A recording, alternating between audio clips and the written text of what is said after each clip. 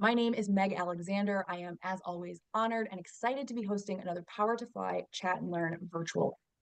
Now, I am also incredibly excited to welcome our guest speaker. But before I introduce him, I just want to go over a quick couple housekeeping things. Like I said, my name is Meg. My pronouns are she, her, and hers. If you'd like a visual descriptor, I am a 40-year-old white woman with blue glasses, pink and purple hair, and a flowered dress on. I am so excited to be talking to y'all today and cannot wait to get started. But the first thing that we want to highlight is code of conduct. It sounds really scary and like a big wall of legalese. I'll be putting it in the chat as we go. But basically, what this whole big thing boils down to is don't act like a jerk. Okay. As long as we operate from a place of kindness and respect, it's pretty hard to go wrong from there. But if you have more questions, you want more details on this, maybe even you want a closer look at the legalese, that's okay. You can always email our help desk inbox. That inbox or that email address is hi at powertofly.com.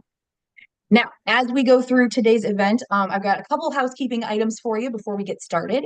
These will be especially important if today is your first event with Power to Fly. And if that's the case, then hi, welcome. We're so happy to meet you. Now, the love is no less real for my frequent flyers. Thank you all so much for showing up for these events. I love seeing y'all, your familiar names and faces and avatars in the chat. So thank you to everybody joining us today, whether today is your first event or your 50th. Now, the other big thing to know about Power to Fly events, whether you've been here before or not, is participation. Okay, we want to make it this interactive. We want to make sure that the time that you spend with Power to Fly and great people like Joseph Moore is worth it. So please feel free to turn on your cameras if you'd like to share your smiling, maskless faces with us safely. But there's no need to be Instagram perfect, y'all. Okay, just because I put on a dress today, because I could only pick out one piece of an outfit, does not mean that you can't join us from your living room sofa, your kitchen table, wearing a bathrobe. We don't care, okay? We just want to meet you where you are so that you can learn with us today. Now, if you don't want to come on camera, that's okay, not required. You can always participate in the chat if you would like.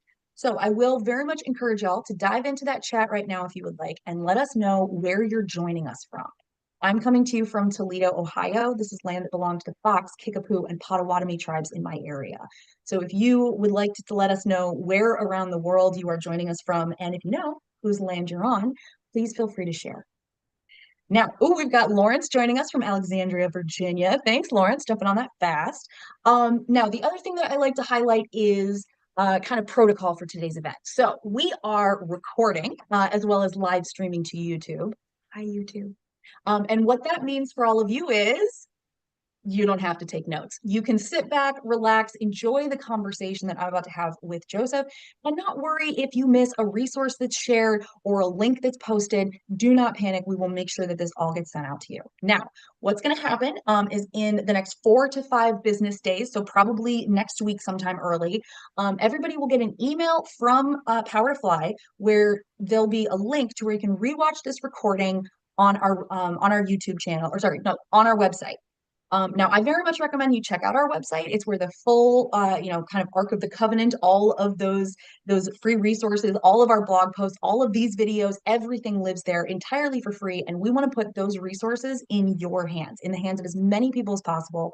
This is how we feel we're really going to move the needle when it comes to things like pay equity, gender parity in the workplace, all those great things that we really want to see. So I very much encourage you to check out our website. However, let's say that Joseph says something today, just like mind blowing, paradigm shifting, and you cannot wait 4 to 5 business days to tell a friend or coworker, relative that you really wish would be a more professional. So you don't have to wait long to send that out. You can always head over to our YouTube channel. I'll share links for all of this in the chat as we go. So just give me a little break here for a second and I'll get those put in. But we're going to share links in the channel so you can check out our YouTube and all that kind of stuff. There is a great kind of best of selection that lives on our YouTube channel. So I very much recommend you check that out. But you would be able to share this video probably, I would say probably early tomorrow because it usually downloads end of day to YouTube Live. So I very much recommend that, if you enjoyed today's event and you want to share it with somebody, there's multiple ways to do that. So anyway, now I'm very excited to introduce you to our speaker today. Now, Joseph is here with us. He is a national best-selling author, which I think is way more than I can ever say for myself. Joseph is a historian, an author, and an investor who has spent a decade reading nearly every piece of financial advice published in America over the past 300 years, testing those lessons himself and distilling them into his HarperCollins book, How to Get Rich in American History. It was selected by Malcolm Gladwell and Adam Grant for their next Big Idea Cup. Now, Joseph, I'm incredibly excited to welcome you to the spotlight today and have you on stage with us. Is there anything else that you would like our audience members to know about you before we dive into questions? No, just I'm glad to be here. And there's people from all over the world. And I'm in Atlanta, Georgia. We got Savannah representing and Kenya representing all kinds of places. So I'm excited to join everybody. And thank you for taking some time to talk. Heck yes, love to hear it. All right. So, to kick things off, can you tell us a little bit more about how to get rich in American history? I read the back cover and the first chapter, have not gotten through more than that yet, but I want to know a little bit more about what led you to write this book. So you haven't gotten to the part where the famous actress buys the tiny town and goes bankrupt. So yeah, we're gonna get to that. We're gonna get to that part. Sorry, we were talking in the pregame. So first of all, thank you all for taking some time. And so I hope the information you're gonna hear today, maybe if something there is useful, that's the goal, right? The goal of history is debated. Like, is history just a fun story we tell, or is it something that helps coaches stay employed? Because I guarantee you, I know the first name of all of your high school history teachers. His name was Coach, right? Like that's how we learn our history, right? Um, and I came at this from a different angle. I wanted to write a history of financial advice that wasn't about rich people, because rich people have plenty of histories written about them. We know all about the Rockefellers. We do not need another book. But what were everyday people told to do with their money? And did it work? And how did it change? And what didn't work? And those kinds of things. Now, how did I get into that? By accident. I I have never taken a business class in my entire life. So if anyone wants to log off now, this would be a good time, right? Let me tell you how it happened. I'll try to be quick. Now, I'm not young. It was 2005, and I was getting a PhD in history, studying not money. Okay, I was studying radical abolition movements in the early republic. Okay, which is not a way to get paid. And back then, everybody said the lesson of history was very clear, which was renting is throwing your money away. And I heard that everywhere we went. And so my wife and I, who are graduate students, signed a mortgage in which they allowed our student loans to count as income for the borrowed money to buy the house. It is everything they tell you in the movies. All right. Fast forward 3 years later, and a friend at our church offers a personal finance class for families. And he asked if we'll come. And I said, no. He said, why? I said, look, I'm getting a PhD in history. My wife is getting a PhD in sociology. We know everything we need to know about how the world works.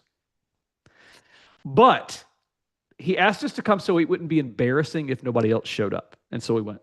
And they made us fill out a budget. And we went home. And I thought, who gave us a mortgage? And what idiot signed? Oh, I'm the idiot that signed this paperwork. And we put our house on the market. It sold on a Saturday.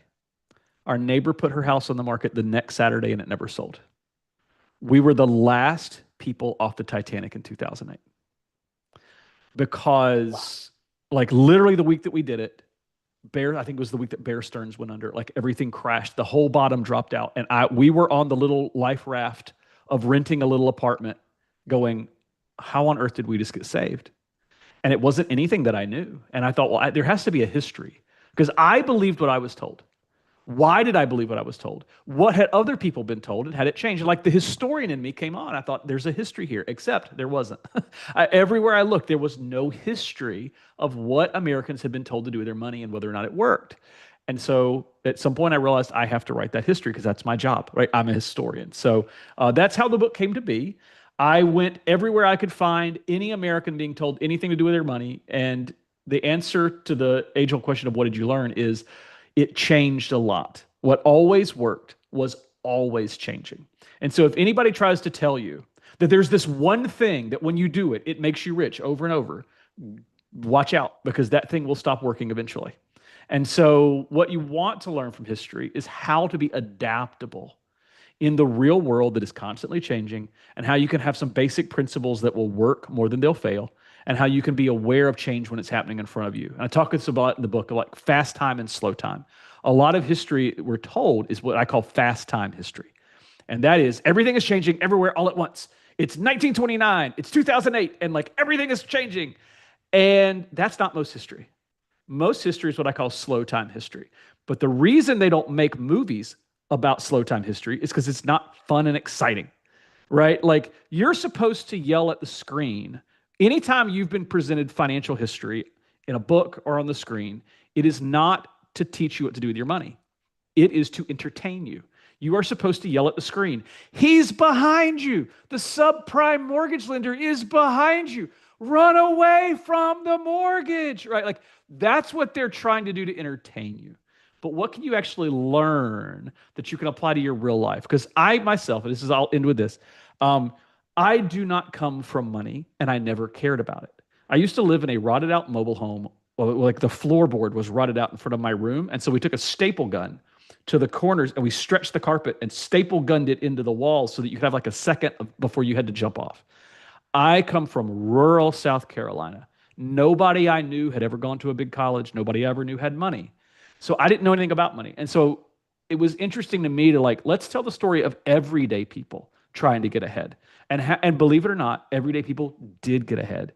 You still can get ahead. It is surprisingly easier today than it used to be then, which should tell you how hard it used to be, right? I'm not telling anybody how easy today is, but how hard it used to be and what you could learn from that. So there's how the book came to be.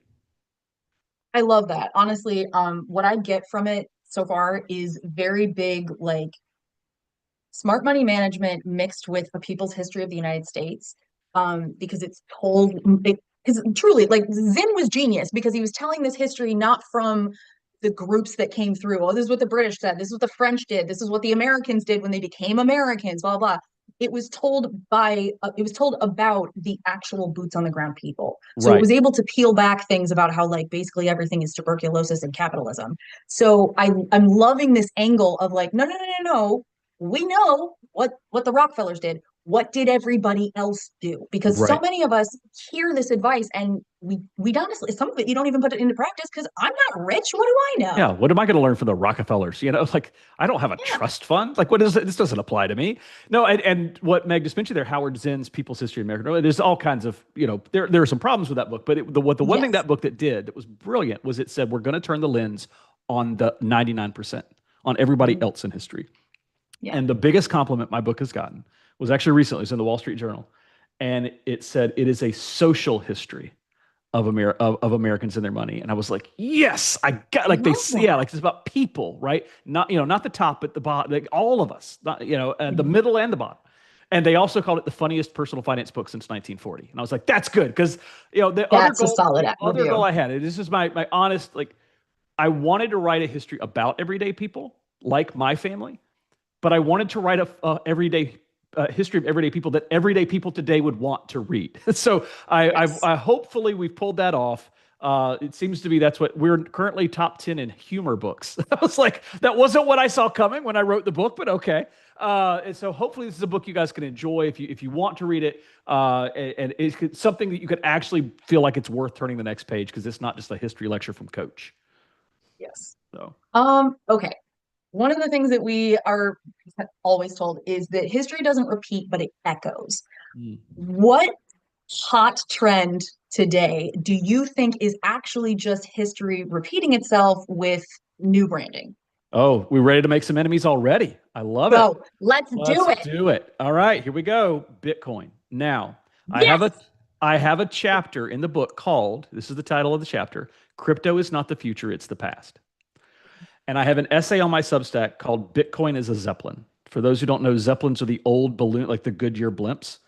And believe it or not, there was a time when everybody thought that you would travel to grandma's house on a Zeppelin because that was the first way they had come up to fly. So let me explain what I mean here. And I could talk about all that in any number of ways, but when I say it's not the future, it's the past.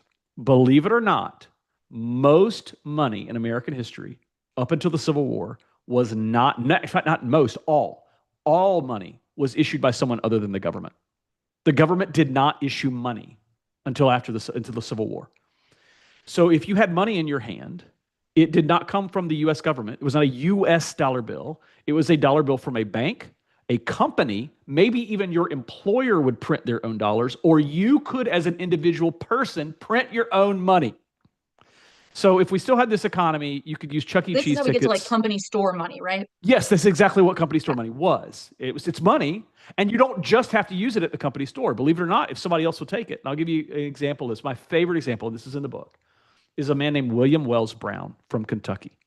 He's an enslaved man in Kentucky. He runs away from slavery. He gets as far as Michigan where he gets stuck because he doesn't know anybody. He doesn't have any money. And he's a runaway slave. Like this is like you could not be more up against the ropes than William Wells Brown is in the 1830s or 40s in Monroe, Michigan. A local guy And takes there. you've been in Monroe. Okay. So a local landlord takes sympathy on him. He says, look, I don't have anything to help you with, but I do have empty space and I will rent you this shop basically for free. And you can start a barber shop and get yourself on your feet. This is a fabulous idea. It only has three problems. Number one, he has never cut hair. Number two, he does not own scissors. And number three, no one in town can pay him because no one else has enough money either. He solves the first one. He doesn't tell anybody. In fact, he paints a sign that says he is the great hairdresser from New York, which he is not. Okay. But advertising works. And the number two thing is he borrows some scissors, right? And so he starts So to thrive. hustle culture has Hustle always culture. existed, is what you're saying. Yes. Yes. He's like, fake it till you make it. We're going to do this. But then he goes to a local print shop and he says, print me money. And it's basically good for a haircut at my shop. So he goes around town. He says, look, this is dollar bills, 10 cents, 50 cents, 75 cents, $1.50.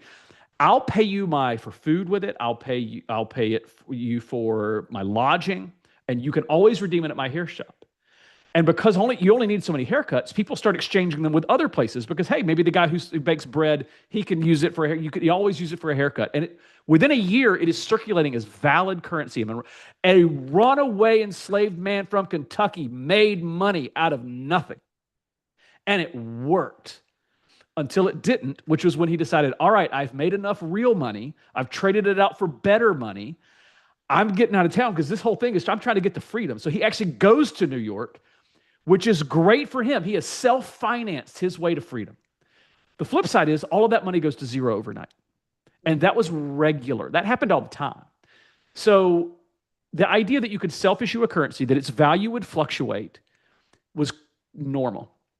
And what Bitcoin promised to do was to create a money that wasn't depending on the government for its authority. And my point in the book is we already tried that. And over again, people found what they really wanted was a government-backed currency. And so with the Bitcoin as a Zeppelin thing, my point is I think the technology of cryptocurrency is actually brilliant, and it probably will be part of the money of the future. But Bitcoin is going to end up looking to money the way that Zeppelins look to air travel. Zeppelins proved that human beings could fly through the sky and go where they were trying to go. Believe it or not, there's fantasy novels about how all people in the future will fly by Zeppelin. And then the airplane comes along. It's like, we can do that, but better. And so that first technology isn't always the most important technology. So there's and I'm sure I've offended somebody greatly because somebody in here probably has like bet the farm on Bitcoin and they're going to tell me I'm wrong, and that's okay. We can have that debate. But I do think we have seen that before in the past. And that's one of the areas where if you know history, you can learn from it and apply it and go, oh, we've seen this before. All right. What do you think is one of the biggest myths about how wealthy Americans actually built their money? Because I think that's a lot of times when you're talking to people, at least from a very American-centric perspective, a lot of times it's either do you come from money or not? Yeah. Because not a lot of people right now, like not tons of people, are like, yeah, I made all of this money. Like we're living in the MLMs and all the dream world kind of thing with that. So what should people know if you don't come from money, which is most of us? How do wealthy Americans actually make their money? So that's a great question. I'm going to push on one of the common kind of tropes that we have today. Okay. So some of you are going to disagree. That's okay. I love disagreement. Disagreement means that we are free. We live in a country where you are free to disagree. How awesome is it to get to disagree with each other? Right. So Pretty great. I'm going to push back and say, actually, most Americans who actually make any real money, and by the way, let's all define that by our own standard. Because where I come from, like rich where I come from in rural South Carolina, isn't even working class in Manhattan, right? Like, Yeah. there's people in Manhattan who look at my net worth and it's a rounding error. So when I say rich, I mean wealthy enough to live the life you wanted to live without the stress of worrying about the money part of it, wherever that line is for you. And I guarantee you that line is for me in a very different place it is for somebody else. Okay, so what did most people who made enough to live that life do? And here's the myth. The myth is that they made the money by investing their way there, that it's inactive. That is to say that you put money in the market and the people who really knew this stock is going to 100x or 10x or 5 or whatever, and that's how the real smart, the people who already have money to put in the market and it explodes, that's how they got rich. That is not true. The real money is actually made actively. Most of the fortunes of moderate to mod and even large size are actually made by somebody coming up with something and selling it, like a business idea, or working inside of a business where they themselves earn enough of the capital that comes from selling it that they themselves become wealthy. Now, how do I know that? If you want to see where all the wealth is actually inherited and not earned, go to France, which, by the way, it is illegal in France to not leave all your money to your kids. It's illegal. In fact, there's laws, there's the court cases where rich people in France said, I don't want to give all this money to my kids. My kids are spoiled enough. Donated it all to charity. The kids sued, and by law, the charity had to give the money back. So if you want to see a society where you inherit most of your money, go to Europe. It's not here. Most of the fortunes in America are made by people who started out as working in middle class, sometimes upper middle class. It is a lot better to start upper middle class if you want to get really, really rich, because you probably have more contacts. You're probably going to go to more elite schools. But believe it or not, most middle class millionaires, and there's lots of them, by the way, 10% of Americans are now millionaires. I'm not talking about the 1%. I'm talking about the trillionaire, the 1 trillionaire, and the billionaires. I'm talking about the millionaires. Hey, not anymore. He got that taken from him. Oh, did it go back down? Okay, so He went back down. So the people who are that top 10, 15, 20% of Americans, most of them are in a business that is so boring you've never heard of. I was on a call earlier today with a guy who has made his money a very nice upper middle class life. He's living a great life. He's in the dirt business. That's what he does. He started from nothing. He started a lawn company when he was in high school, sold his lawn company, took the proceeds from his lawn company, and bought a dirt business where all he does is he takes dirt from construction sites that need it to go away and takes it to other construction sites that need more dirt. That's all he does. He gets paid to move the dirt off and gets paid to bring the dirt to somebody else. And he's a multimillionaire. And believe it or That's not, better than mine. I know somebody that did they do the Q-tips for Amazon Basics. That's literally his whole business. If you order Q-tips yeah. from Amazon Basics, this guy provides them, and that's his shtick. And what you do is, what has he done? He's gotten really, really good at it. And the one thing I would tell you is people are active, not passive. If you had told people in history the way you get rich is by taking money and putting it in the market, they would have told you you had a disease. I'm not making that up. They literally had a name for the disease called speculitis. Like if you thought you were going to get rich putting money in stocks, the doctor would say you have speculitis. You thought you're going to speculatively get rich. That is not how it happens. It actually happens by becoming very good at something that the market will reward well and doing it over and over and over again. And the problem is none of us want to hear that. And none of us want to do that. So one of my favorite quotes is P.T. Barnum, the circus mogul. Like this is a man who knew how to separate fools from their funds. Oh, just slide seamlessly, like the showman at a clip. Yes, at all those things. One of my favorite quotes from Barnum is he said, as soon as a dentist hears that he can make money doing literally anything other than drilling teeth, he will lose all of his money trying. And that is so true. Like if you're a dentist, you're getting well paid, but it's kind of boring to sit there and stare at people's mouths all day. And so you're sitting there, believe it or not, your dentist is dreaming of a way that she could just get rich doing literally anything other than staring in your mouth. But that's her best path to becoming rich, is being really good at running that dental practice. And whatever your skill set is, Your chances of upward mobility are better today than they've ever been. I know nobody believes me when I say that. We can talk about why if you want to, but like your ability to focus on something is your best path forward. It's active, not passive. I like that. I think you're right. Okay, we've got about 5 minutes left, and I want to make sure we get to some of these because these are really, really great questions. Um, what do you think is a barrier to building wealth that used to be a lot bigger of a problem than it is now? So if it's easier now, what was the difficulty before? It is easier to own the stock market than ever before. 100 years ago, 1% of Americans owned stocks. So if anybody tells you like, oh, stocks were the way to get wealthy, not really, because most people couldn't do it. If you wanted as an everyday person to do the stock market, you didn't actually buy a stock because you couldn't afford it. You had to buy 100 shares of the company, which is like hundreds of thousands of dollars. So Hmm. nobody had that money. What you did is you went to a bar called a bucket shop. And the bucket shops, they would have like, they'd have a ticker tape and they'd have the prices of the stocks on the wall. And you would drink liquor and make bets on whether it would go up or down. You'd never buy the Also, stock. Kalshi's not new either. It's Kalshi. Yes, it's Kalshi for the 1870s. And this was such a big deal that it went all the way to the Supreme Court. The Supreme Court said, this is gambling, stop it. And they outlawed them. But nonetheless, most people couldn't get in the stock market. It was only for rich people. Rich people could buy stocks. Now you can open a Robinhood account, and I have strong opinions about Robinhood, but nonetheless, if you're a long-term investor who wants to buy stocks, this is the easiest it's ever been. You can trade. Now, do it for long-term stocks. Don't day trade. Don't do that. There's a whole history there too. I could talk, but if you want to buy long-term value stocks, it's free. It's free. That's new in the world. That's amazing. Okay, so are there any barriers that have gotten worse over time? Yes. Yes. Marriage. And let me explain what I mean. I have Oh, say it again. I'm happily married, but louder it's for the people in the back. Well, so I'm again, like I have a whole chapter on this. I did not expect to write a book with a marriage chapter. But this is one of the things about being a historian is you kind of have to call balls and strikes, right? I don't get to say to people what I think they should do. I just tell you what worked and what didn't. And marriage was one of the highest outperforming financial strategies of American history. And if you actually are looking for financial advice, it's in the old history books, it's hard to find. And I was like, where is it? I know it has to be there. It was in marriage manuals. And like getting married was one of the first steps towards taking like financial steps forward. And we have this idea that like, oh, well, no, it was very patriarchal and the men handled all the money. That is not true. Teddy Roosevelt's wife took his checkbook away. Like the women have been managing family finances forever.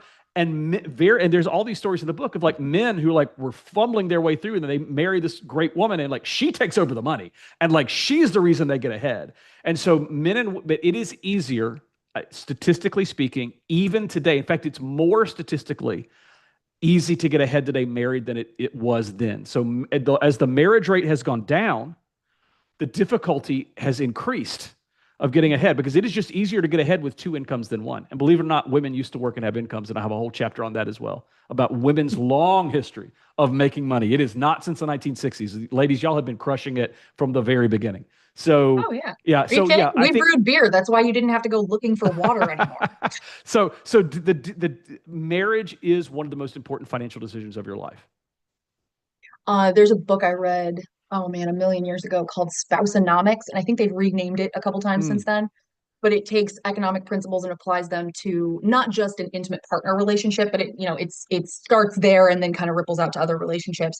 And that's one of the things that I like kind of internalized early on is that who you marry is going to impact so much of your life that like it's not like you have to choose the right person, but you have to choose someone who can work with that because it will touch every other aspect of your life. Absolutely. Marriage confounds every single other predictor of financial success or failure. Every one. I don't care which one it is. Married black men earn more than single white men. Married women at 55 earn twice what single women make. Married men are worth 10x. I mean, I could go on and on. Same-sex couples. In every single category, marriage will confound every other thing for the easiest predictor of financial success. So if you don't have one, here's my advice. You only need one person, right? That's the good news. You only got to find one, right? But it helps families scale. Families used to see themselves as small businesses. Like the Mhm. family itself was a financial enterprise. And if you have a marriage, invest in that one because you don't want it to fail. So, again, some of these things are controversial, I recognize, but that is the lesson of history is that over and over it was helpful to like use marriage as a financial engine for both people, not just one. I like that. Okay, we are at time, but one last question. Apologies. If you all have to bounce, I totally get it. This is always something I selfishly ask. If people only remember one thing from today's event, what do you want that one thing they take with them to be? The one thing I want you to take away is when you're making financial choices, especially as people are trying to sell you financial choices, right? Because a lot of times the incentive is for them to sell it. It's good for them that you buy Yeah, it, right? Is how much control do I have over this financial outcome? You will never have 100% control, but I would much rather invest money where I have, and sometimes that's your career. Sometimes that's saying, I'm going to take a bet on myself to get a credential. And I've told people before, don't put that money in the stock market. Put that money on yourself. Bet on you. Go get the credential that's going to allow you over the next 10 years to double your income. Go do, or your spouse to do it, right? I'm going to bet on her. I'm going to bet on him. And put the investments you want to chase are the ones where you get to have a little bit of something to say about how it turns out. And the more control you have over it, the more likely you are to leap ahead. I like that. Okay. All right, Joseph, this has been really, really awesome. Honestly, I wish we had another 4 hours to talk about this. So if you ever want to do this again, I'm totally down. I'm down. You just Um, you shoot me the email. Yeah, let's go. okay. But thank you. Thank you so much for sharing your expertise with us. I cannot wait to keep finishing the book. I did throw a couple links in the chat to where people can find you on LinkedIn, link to your author website. And then also when we send the emails out, there'll be links included in that too. So if y'all aren't grabbing them right now, it's okay. We'll have links included in the email that gets sent So out. thank you. Thank you all for taking the time. I hope this is helpful. Please reach out. Please stay in touch. And if I can ever encourage anybody along the way, just let me know how. Yes, absolutely. Now, massive, massive, massive thank you to all of our joiners today. Thank you so much, whether you joined us on our Zoom channel or on our Powerfly YouTube channel. We are very incredibly grateful that you chose to spend time with Powerfly today. So, whether you are a treat person or not, listen to Meg. Okay, you just took out 30 minutes of your day to do something powerful for yourself and your career. That's not easy. It is a thankless task in life. So whether you give yourself a gold star, pat on the back, cookie, coffee drink, maybe not Starbucks is all I'm saying. But please go out, have the day y'all voted for, and stay cool, y'all. It's really hazy and hot out in most of America. So please drink some water. That's going to be it for us today. Don't forget, we have great programming coming up the next couple days, as well as next week as well. We got a virtual job fair happening, so definitely come see me. And we will see y'all back here with another Power to Fly virtual event soon.